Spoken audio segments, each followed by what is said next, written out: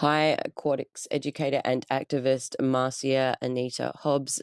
Thank you for the invite to speak at the Global Water Summit discussing water security and innovative water solutions for sustainable growth.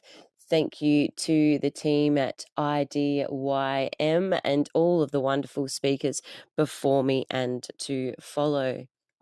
To put into perspective how important water is, I will start out by outlining the facts that both the world and us humans are around 70% made up of water. Approximately 96% of the Earth's water is ocean, with some of our largest pollutants pumped and dumped into ocean resources. Knowing this, water security and maintaining low levels of pollutants in our oceans, streams, rivers, and lakes should be our top priority. This starts with corporate social responsibility, I believe, and by making water our personal priority.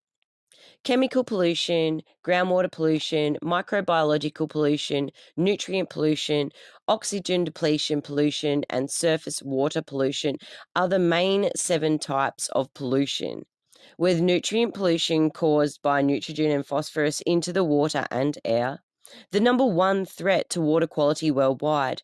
Unfortunately, globally, we find ourselves in a position where access to clean water is most significantly a concern in third world countries like Africa, with China over doubling the annual metric ton of plastic mismanagement compared to the rest of the world.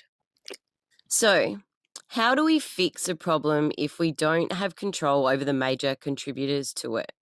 To start with, we focus on ourselves and maintain a standard of influence counteraction. In Australia, we have a tier level system whereby water restrictions are made as a responsibility to the individual when water is supplied. These types of restrictions have been adopted globally and have proven to consider our environment with our water usage.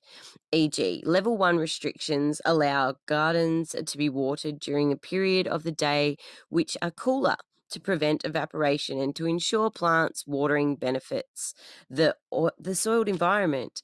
Watering before 9-10 a.m. and after 4 p.m. optimizes the opportunity for water to be absorbed by our flora and fauna.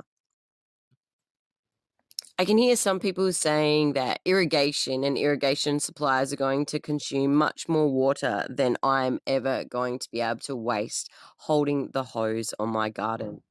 I completely relate and understand this, which is why I started with corporate social responsibility in regards to innovative and sustaining growth. We have to start with the major contributors and then in turn implement any actions that we can that stem from their corporate solutions. They have the influence, the money, and they are the biggest contributors to our water supply concerns. I have outlined the 7 major pollutants to water. Research says approximately 50% of the assessed rivers and streams have been impaired by pollution.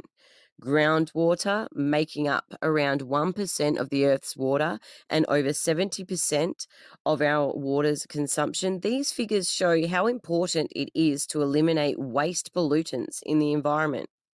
Groundwater provides for at least 70% of our agricultural needs, and underground aquifers supply approximately 35% of the water used by humans worldwide. This is not only water that is contributing to our environment, but it is contributing to our health. Corporate social responsibility.